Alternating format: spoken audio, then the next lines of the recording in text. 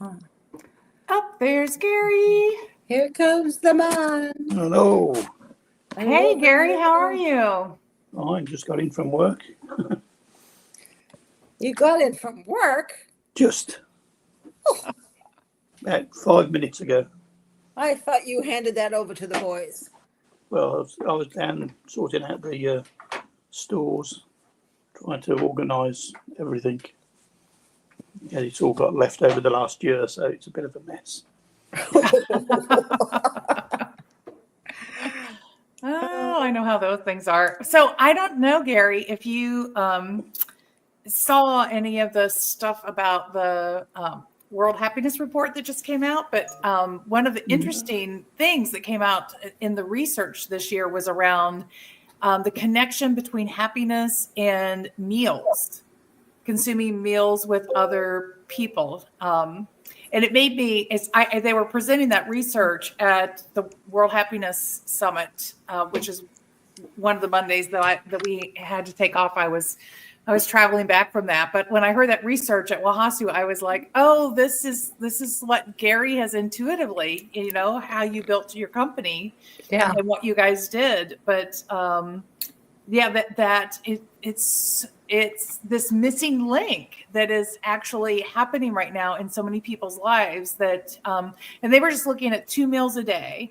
So in a week's time, 14 meals. And the ideal is actually 13 meals consumed. The happiest people consume 13 out of 14 meals. You mean with other people? With other people. Huh. Yes. So, you need that one. I guess everybody needs a little space to themselves.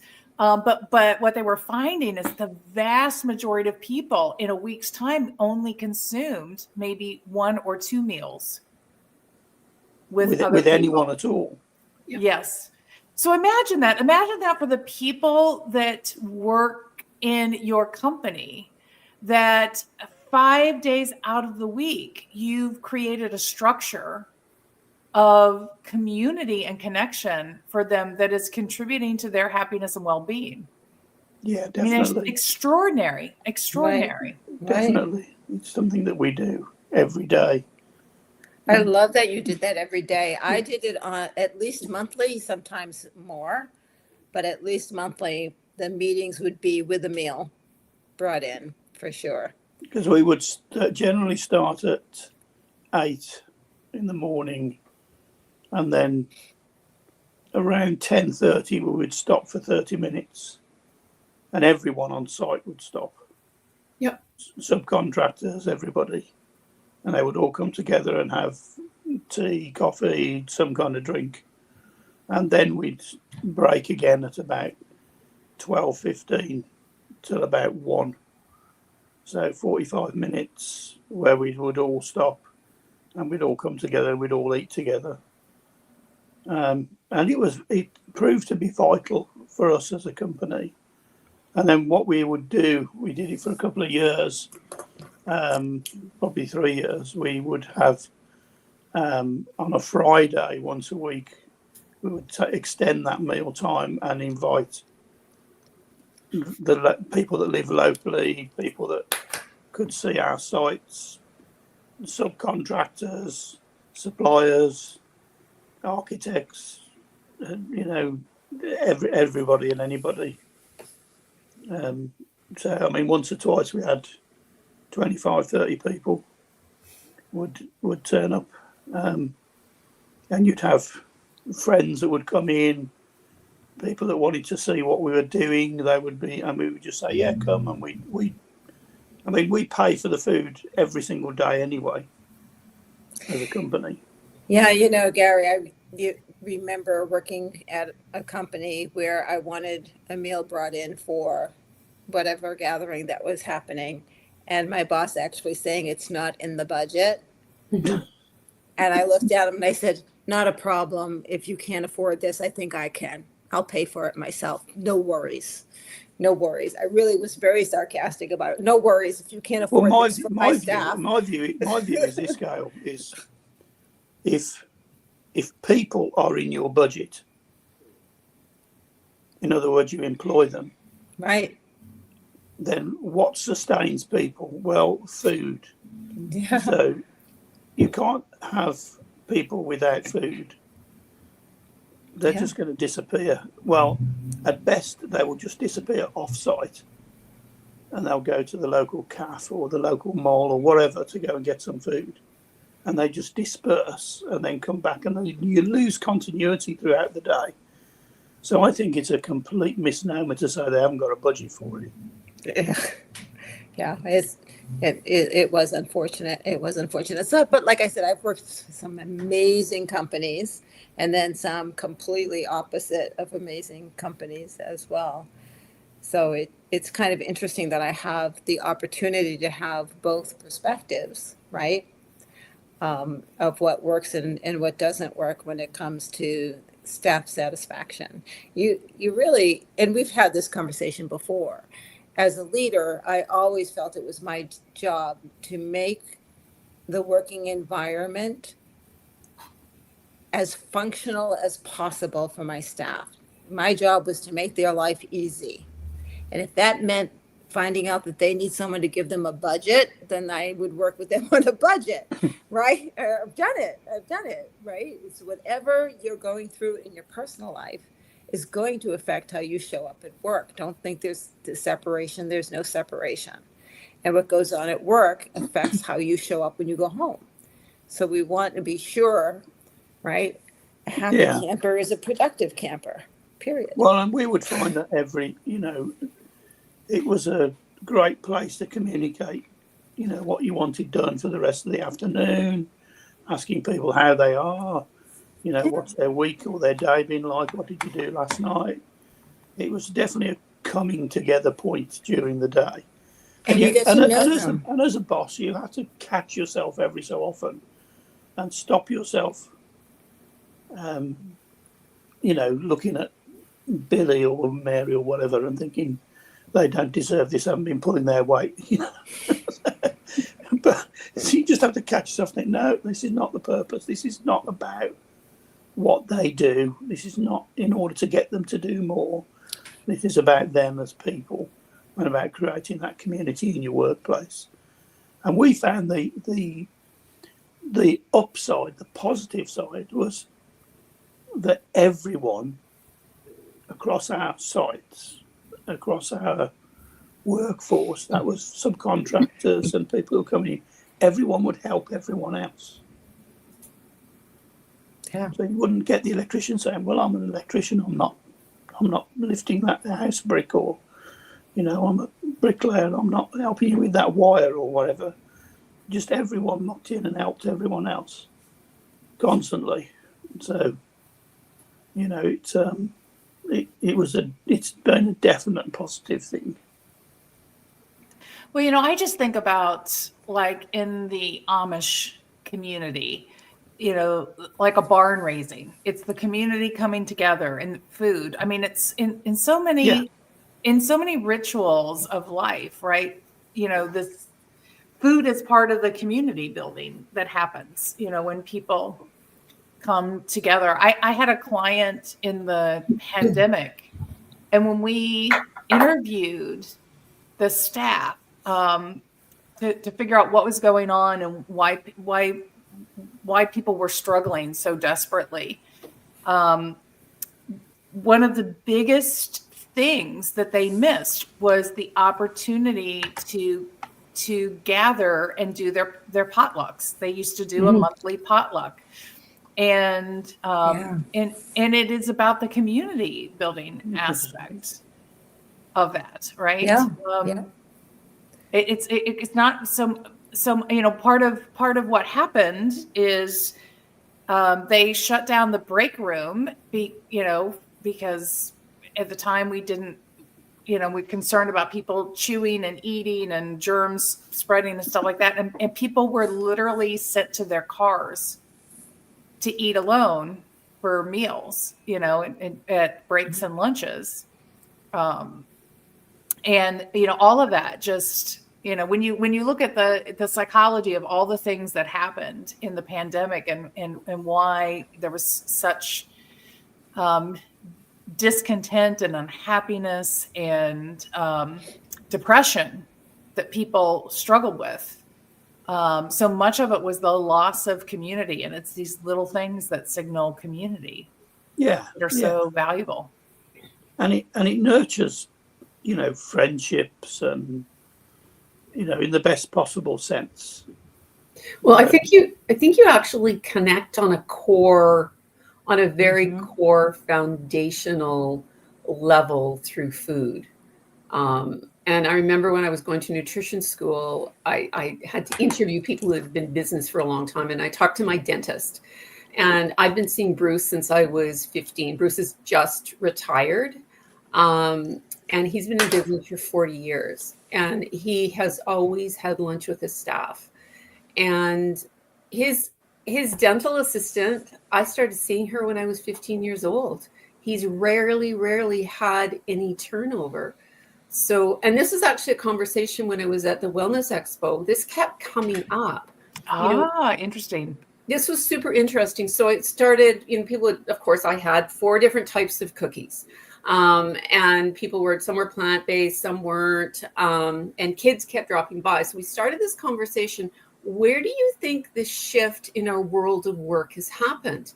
And so I started talking about my first job when I worked at Neptune Terminals, which is a coal and potash terminal in North Vancouver. It was a 24-hour operation. We always took a lunch break. Sometimes that was to go swimming with a group. Sometimes we'd gather in the lunchroom. Sometimes we'd go out for lunch. But over time, not taking a break to eat has become something that is almost viewed as a luxury. And then we're missing that opportunity to connect with ourselves, to connect with others, to come together, for lack of a better word, and break bread. And this kept coming up throughout the day, and I found it super fascinating. And then reading part of the happiness report talking about gathering over food. I'm married to a firefighter. I mean, they talk about the kitchen table all the time. It's part of their culture. They're making their meals together. So I actually think we're onto something. I think we've lost something that we have lost something.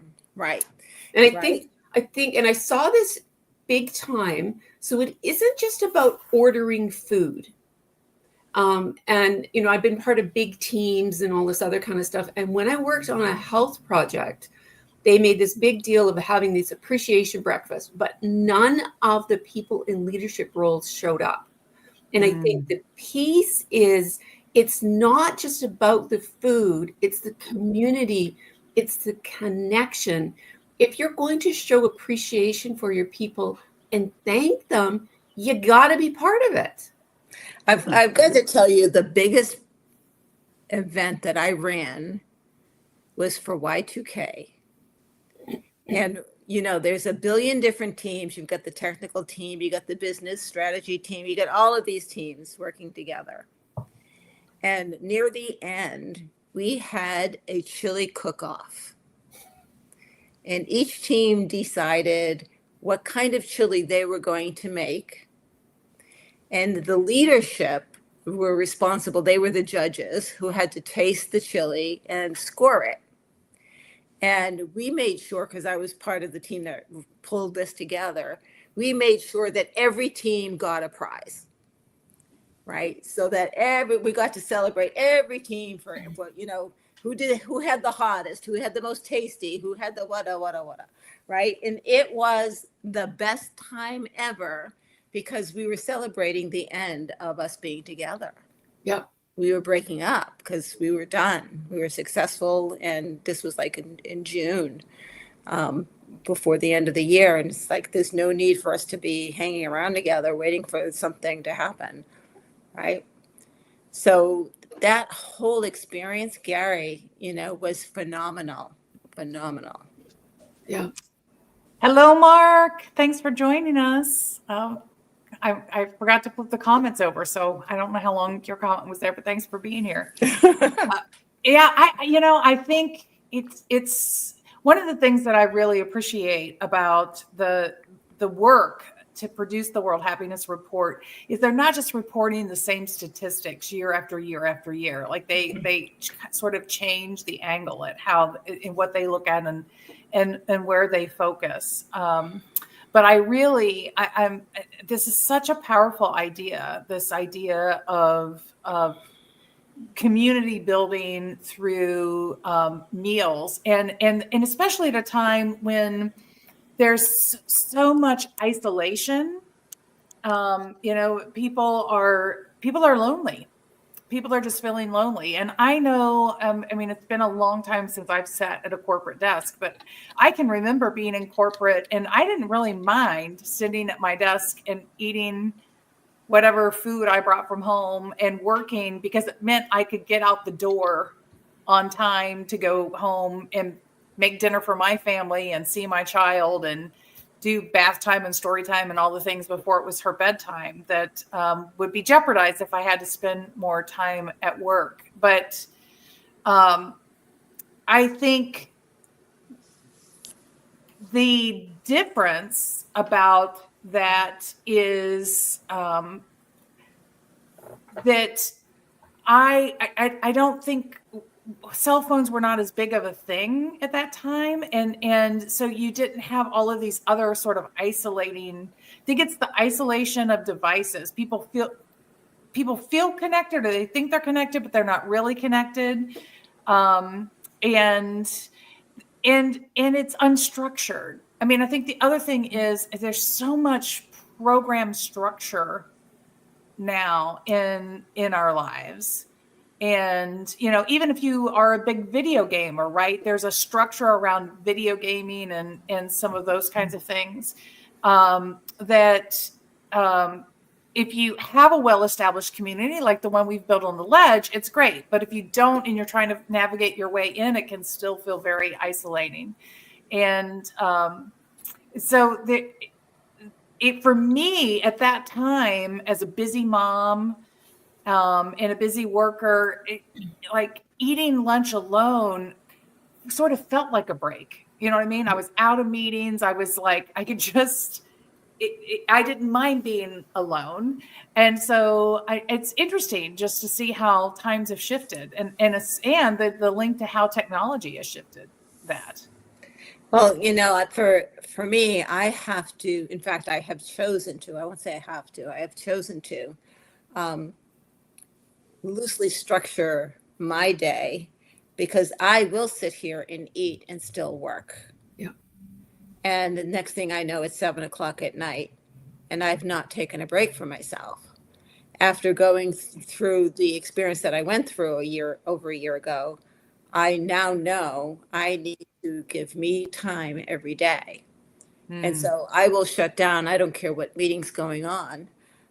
And I will have my lunch and I will leave the room. I will physically leave the computer and walk away, so that I get that sense of change that we get when we change our perspective.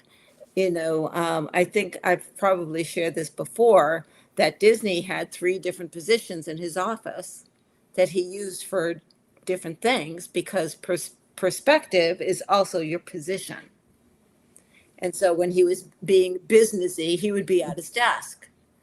When he was being creative, he would be at his window. Mm-hmm.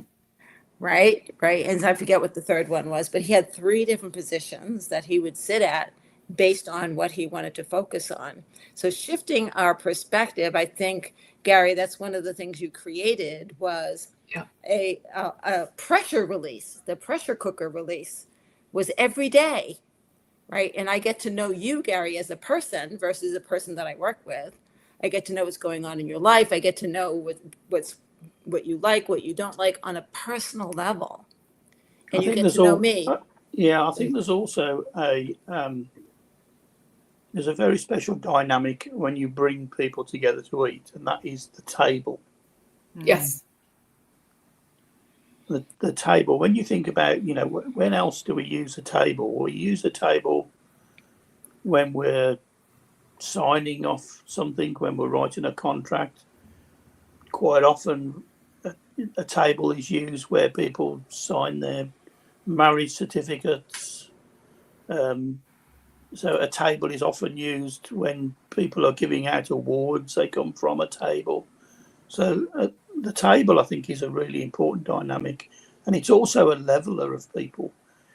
Generally speaking, if you're in a, if the table is somewhere that you sit at, especially around food, you don't tend to have, especially in the workplace, you don't tend to have a head of the table like you might do in a family setting. But nevertheless, I think the table makes a huge difference. Actually, the most moving one I was part of, it was, I'd been working on a big infrastructure project for a number of years. I'd been off and on involved in the project for about 10 years. In the last 3 years, I was on that project. And when we were moving from the site office to downtown Vancouver, we had this kind of closing barbecue. We would do these big barbecues, and it was a potluck. And so we made a big point of inviting the First Nations team. So we actually worked with there was a number of First Nations organizations that were part of the project. And so we did this great big potluck, and the table was key. I think there was probably about 30 or 40 people part of it.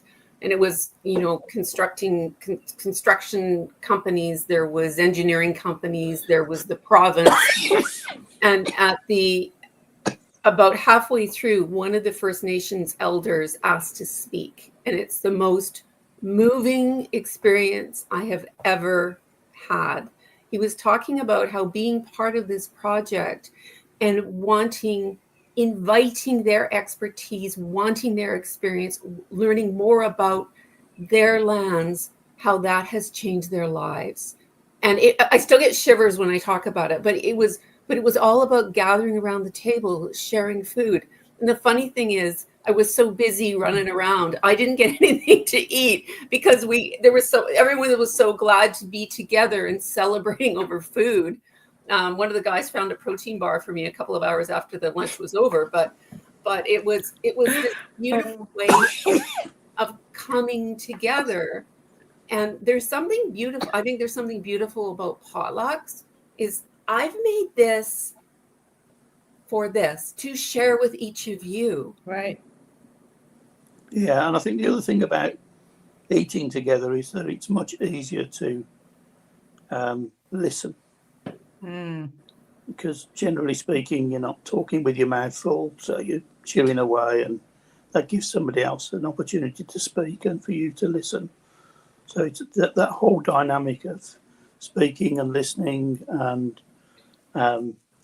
and giving deference to the other person, deferring to the other person, giving them an opportunity. And often we would find someone that was relatively shy individual would be, a lot less so around food. Once they got used to eating with a group of people, it became a natural part of the day. So it was much easier. Eating a meal is a communal activity. And eating a meal together goes back to caveman days. I mean, it is ingrained in our soul that this is a comforting experience, right? And so it's the comfort and the calm is what you bring when you allow that to happen within your organization. One of the other things that I wrote down is very interesting is that as a breathing entity, if you will, we exist on energy, and we get our energy from the light, we get our energy from the air we breathe, and we get our energy from food. And so that communal experience is the sharing of energy. I'll share another experience that I had, which is very interesting. This was a goddess garden type of experience that I went through. It's all about getting in touch with your femininity. And one of the activities was in the evening, all of the food was, number one, aphrodisiacs. And number two, there was no silverware. And number three, I couldn't feed myself. So I would have to ask Rita, will you please get that cracker and put some hummus on it for me with a black olive? And Rita would prepare it for me and feed it to me. And that was a sensual, energetic experience that was unbelievable. The food never in my life tasted so good because I asked for it and watched someone else prepare it on my behalf. And there's quite a few rituals across various cultures where people would feed each other. Yeah. Quite a lot. So Yeah. that's not so, it's not so, and it's more unusual now because that's what Rita said earlier. I mean, I've noticed once or twice when we have tea breaks in the morning on sites, everybody get on their phone, and like I'd walk in and there'd be like 10 guys all on their phones. And I used to laugh and say, so this is the communication hub then? Well, isn't the And cutting of the nobody's wedding talking to cake and feeding each other Nobody's supposed to be talking to that anybody. experience? Right? It's an energetic sharing. And when we share energy, we're saying something to the other person about, I trust you, number one, and I'm allowing you into my space. That's huge. Yeah, the intimacy of the Mhm. personal space is, as I said before, is a huge thing. Yeah. It's there in design of homes and houses and offices and everything, really. Yeah. So to invite people into that space, by saying, you can feed me. I mean, that's amazing, really. Even if they're not physically doing it, the fact that we as a company feed people. Right. There's actually a challenge that happens in BC. I don't know if it's happening in other parts, and because we're heading into construction month, April's construction month, there's called the Lunchbox Challenge, where companies actually challenge each other to provide lunch for the teams on staff on a construction project. And I think it's absolutely brilliant. Again, it's such a great way of coming together, bonding, sharing food. Like the project I mentioned, the South Fraser Perimeter Road project, we ate really well. I mean, from the even before the big Gateway program was a live project. I mean, this was a $3+ billion project, and then split off into these other smaller projects. But the South Fraser Perimeter Road project was known for our Christmas tea. And there was so much food. It was unbelievable. So people are coming, from the site to get some food from the Christmas tea. But it's such an incredible, what I loved about it, and I still think it's such an incredible opportunity, is we learn so much about each other, by partaking in the food together, but by what someone brings. Like one of the guys, Jeff, made this phenomenal key lime pie that he would bring to our potlucks. And, you start learning more about people, how they like to spend their time, how they like to share and connect with others. Mm-hmm. And I think food is such a beautiful way to do that. We still find now. I was in work the other week, and I went off to get some food for everyone. And because you wander around the site, give a quick head count who's there, buy a little bit extra, probably buy enough for a couple of days because we've got fridges on site, and then people that aren't normally there, that subcontractors that were carpet fitters in, they hadn't eaten with us before. It was the first time they're there. They're just amazed. They're just blown away by the fact that somebody actually cares enough to consider them.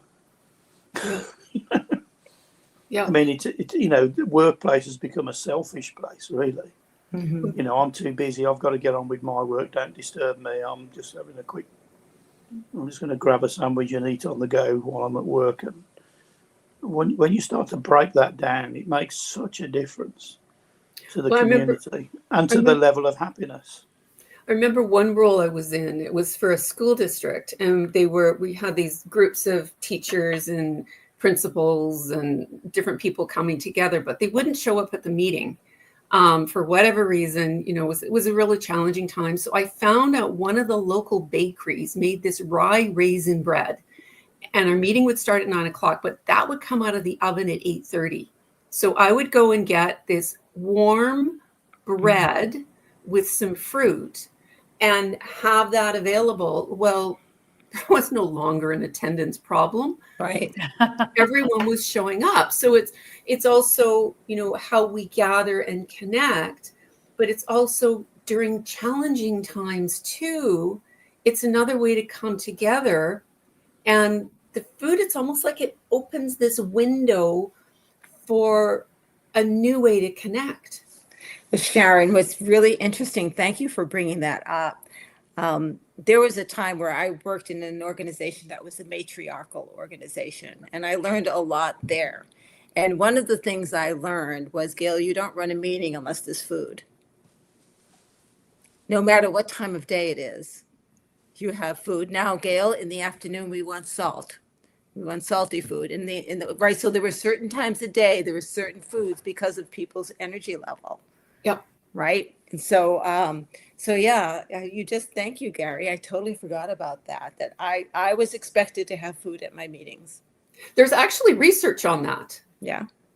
There's actually research. Stephen Rogelberg actually researches meetings, and there's actual research showing that having food at meetings actually improves the meetings. Without a doubt. Without a doubt. I think that we were having a conversation, myself and my sons, the other day. We went out to a local pub and had something to eat, and we were talking about work, and all of us totally agreed that our sites were some of the happiest sites that we'd been on, even though they were our own sites. We'd worked on other sites before, and there's always tension in the air between people, or there's a problem between this contractor and this subcontractor or whatever.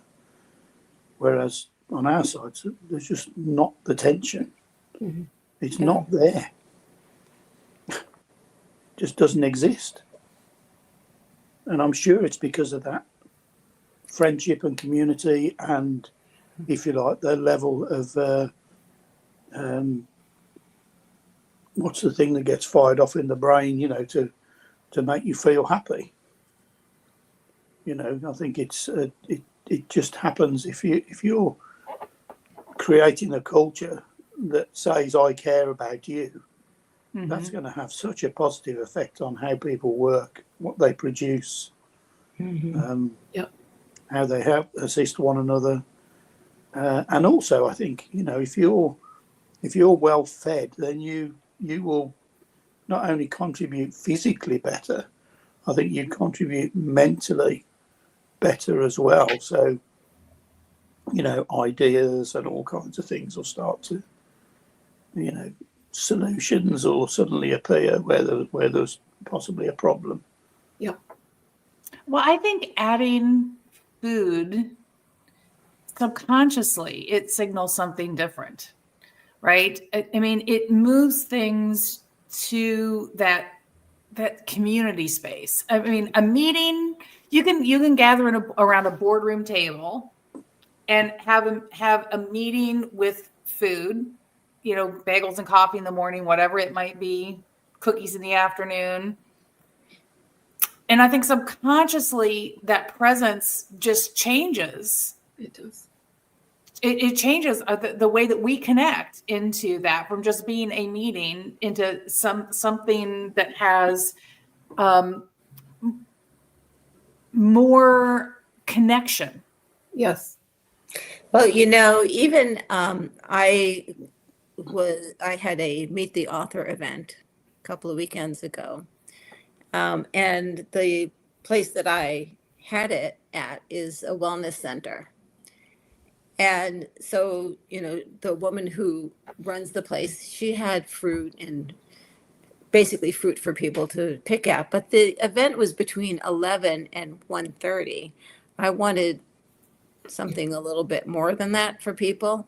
Yeah. So I got snackies that were like little teeny weeny cupcakes, little lemon drop things, or I had a peanut butter ball. So I had some healthy things that were still snacky, and then some not some healthy things that were for snacking, because people were going to be there. I wanted them to feel comfortable hanging around to talk to me after the event. And the food is a gathering focal point, right? I'm actually part of a women's breakfast group. It's a group of entrepreneurs, and so we meet monthly. And there's about 20 of us, and we meet at a local little restaurant bistro.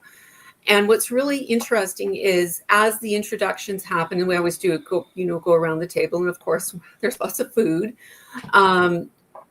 It's not just sharing, this is what I do. The theme and the harmony throughout the entire event is, how can I help you? I see you're involved in this work. Or I see you're working on this project. Oh, I've got expertise in this. Or have you met so-and-so?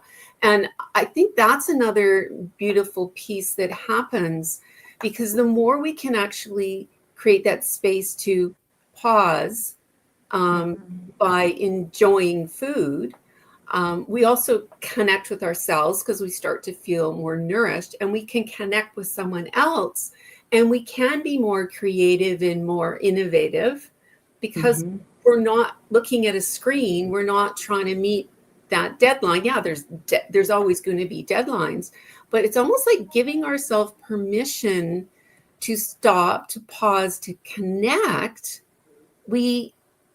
It's like a gift we give ourselves and each other. And this group of women is phenomenal. And at Christmas time, we've done this a couple of times. We go to a restaurant, and then before we agreed the amount of extra money for a tip we are going to give our server, and it's usually between $20 and $25 each person. So this year when we went to a nice restaurant, and I think there was about 10 of us. And one of the ladies like, oh, this woman's getting paid really well and all this other kind of stuff. And I said, we don't know what someone's going through. So of course we had our lovely conversation and the way we can support each other, and gave the waitress or server this tip. Well, she just about fell over. She'd been going through all these really hard time with her family, professionally, personally. Christmas is around the corner. And you could see, it was over $200. And so yes, we were coming together with food, but we were also expressing our gratitude to this person. Yeah, she was doing her job, but it was another way of giving back. Yeah, I have some friends who do that a couple of times a year. They pick a different restaurant to go to and determine how much money they're going to gather from each person to tip before they even go in. And so the waiter or waitress have no idea. And, it is a beautiful thing to gift someone a surprise like that. It really is.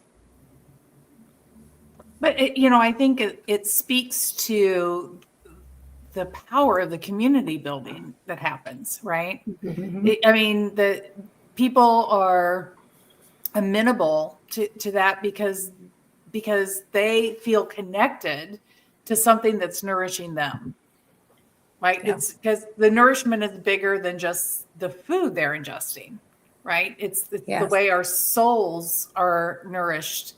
That's why we come to the ledge every week. That's why we're the faithful, gatherers here week after week after week, right? It feeds my soul in such important ways. And I think that is the element that is hard to quantify in something like the World Happiness Report, but is the true beauty. Food is just the delivery system that triggers the certain things in our brain, I think, right? It's a biological conditioning, but what it really does is it elevates from just nourishing our bodies to nourishing our being. Well, it is an energy exchange. And I think you touched on it with the energy exchange is not just ingesting the food because we're eating the energy from the plant or the animal that we're eating, but we're sharing an energy with each other as well. And for me, at least, I connect with someone energetically long before I even have a word with them. Right. And that energy gets to the point where I'll know if something's going on in your life before you say anything. And you don't ever have to say anything because that I can feel it. Right. Which, is problematic for the poor people who coach with me because I will say, so what's going on right now? Yeah. And we've all been with people that completely drain us. Yes. Yes. Yeah. Right. And so it's a feeling of comfort. It's a feeling of home. It's a feeling of security. It's a building of community, and the community and tribe are what, as humans, is incredibly important to us. Yeah.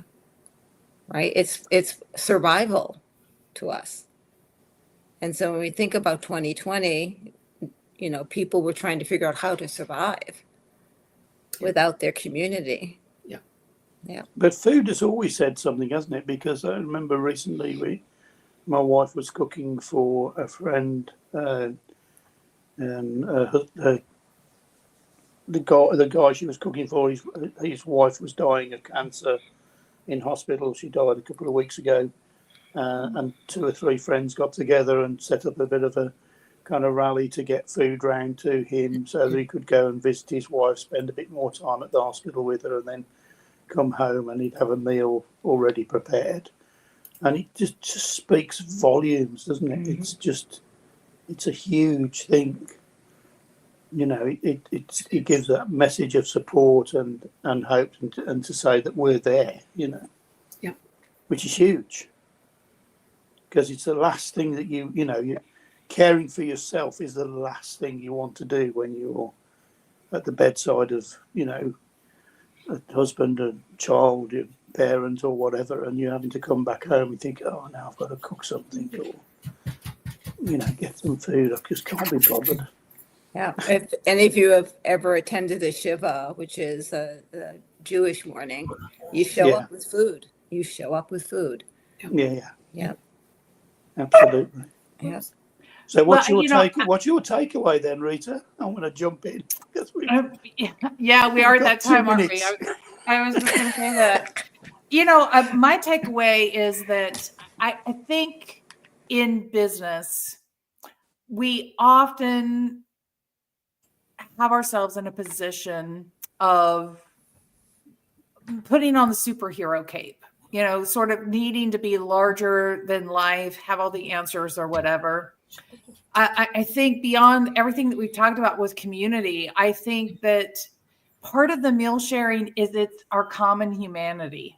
Mm-hmm. And we need more places and spaces where we really connect human to human with and shed all of these other labels and armaments that we carry around with us. I completely agree. It's always amazing. We have a cabin at an off-grid lake, and at the end of the summer, we always come together with a huge potluck, and it's amazing what you learn. There's been people who've lost their spouses. There's been people who've lost nieces and nephews. There's been injuries, there's been retirements, there's been, and through the food, it almost like it becomes this, it creates this almost like a messenger that creates this safe space to start saying, hey, this is what's going on for me. And I think the more we can actually normalize that in our organizations, the more we actually make it safer for people to take breaks. To actually schedule downtime, find those ways to invest in their well-being and move away from always having to over-deliver and the badge of busyness. I think it just kind of starts to normalize I think, a type of living that we're missing. Oh, Sharon, I think I love you. That is beautiful. Well, thank you. Love you too, Gail. Love each of you. It's always a joy to be here. I think the thing that I'll take away today is the thought of having spent the last 7 or 8 years enjoying these kind of gatherings at lunchtime with a bunch of guys is on site, and is how am I going to recreate that as I move fully into retirement? Where am I going to find that space again? You know, and it needs to be around food. So it's just, you know, thinking about that, and you know, because you want to take things into the next period of your life, in it, you know, the next stage, the next chapter. You want to take some good things from the previous chapter. So it's how do I take that? I think I'm kind of coming away with a question. I love that question. Yeah. Yeah. And for me, I realize because of this conversation that every time I want to reconnect with someone, if it's local, I always say, where do you want to meet for food? Always. Always. You know, do you want to meet for, you know, drinks and a snack? Do you want to meet for, you know, lunch? But always around food. It's not a walk in the park. It's a walk around the table. Right? And so it's interesting, Gary. I think I want to figure out how to bring that online, right? Do the same thing with people that I want to reconnect that are at a distance. I've done it through meetings, but there's that socialization missing when there's no food. So maybe I'll say, you bring your muffin, I'll bring mine. I don't know. Maybe we have one ledged meeting a year where it's just we all turn up with some food and eat together. Yeah. Great idea. That's a great idea. Well, it's tea time for you, and it's late breakfast for Sharon, and it's lunchtime for Gail and I. So we could probably make that work. Yeah, we can. Anyway, Well, great those to be- listening in, thanks for joining us on the ledge today. And we'll be back next Monday at 12:30 again.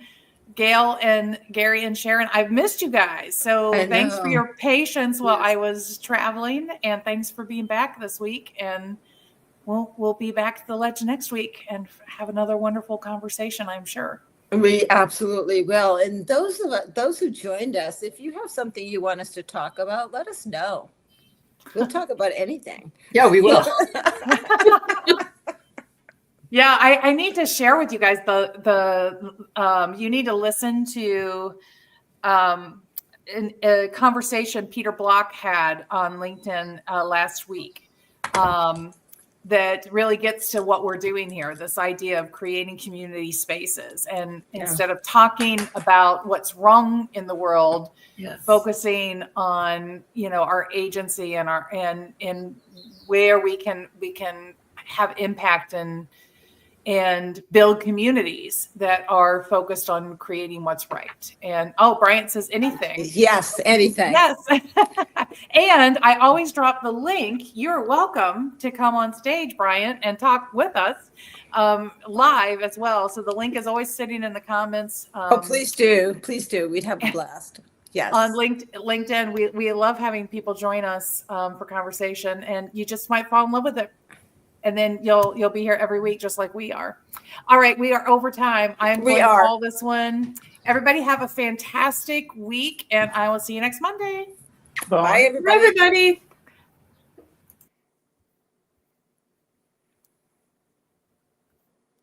All right, Brian, I got it.